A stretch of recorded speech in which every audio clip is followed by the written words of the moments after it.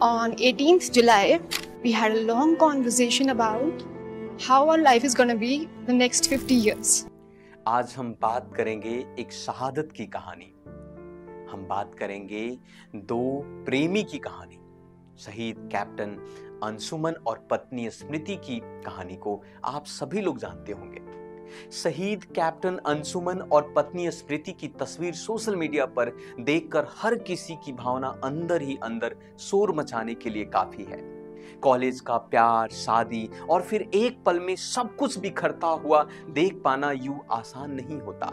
जब पति के शहादत का सम्मान लेने स्मृति राष्ट्रपति भवन में अलंकरण समारोह 2024 में पहुंची तो हर किसी की आंखें नम थी। शायद इस दर्द और तकलीफ को तस्वीरों से देखता हर वो शख्स महसूस कर पा रहा था। He was very much capable. He would tell me, I'll die with a brass in my chest. Just because I am not going to die an ordinary death like no. नमस्कार, मैं रोहित कुमार प्रयास आईएएस के YouTube channel पर आपका स्वागत है।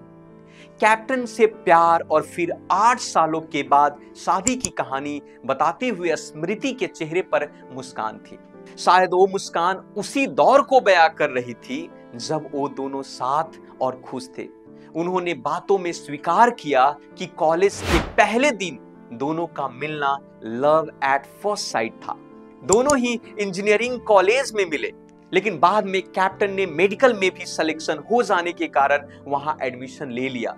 फिर 8 साल बाद दोनों ने शादी कर ली। शादी के 2 महीने के भीतर ही आर्मी मेडिकल कोर के कैप्टन अंशुमन सिंह की पोस्टिंग सियाचिन में हो गई।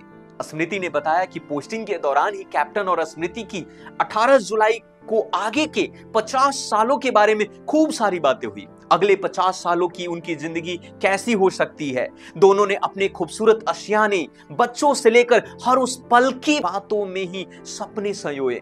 On 18th July, we had a long conversation about how our life is going to be the next 50 years. It's going to build a house, we're going to have kids and what not.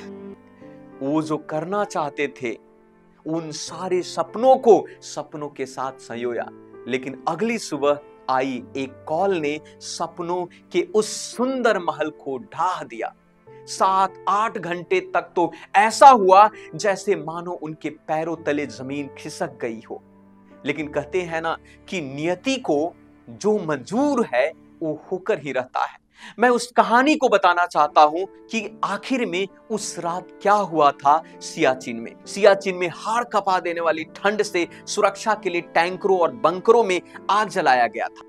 Captain Anshuman Singh Punjab resident की 26वीं battalion के medical corps के तौर पर तैनात थे।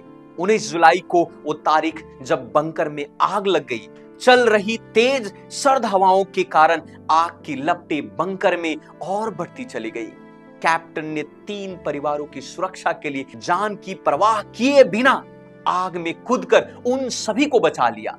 इस घटना में कैप्टन बुरी तरीके से झुलस गए।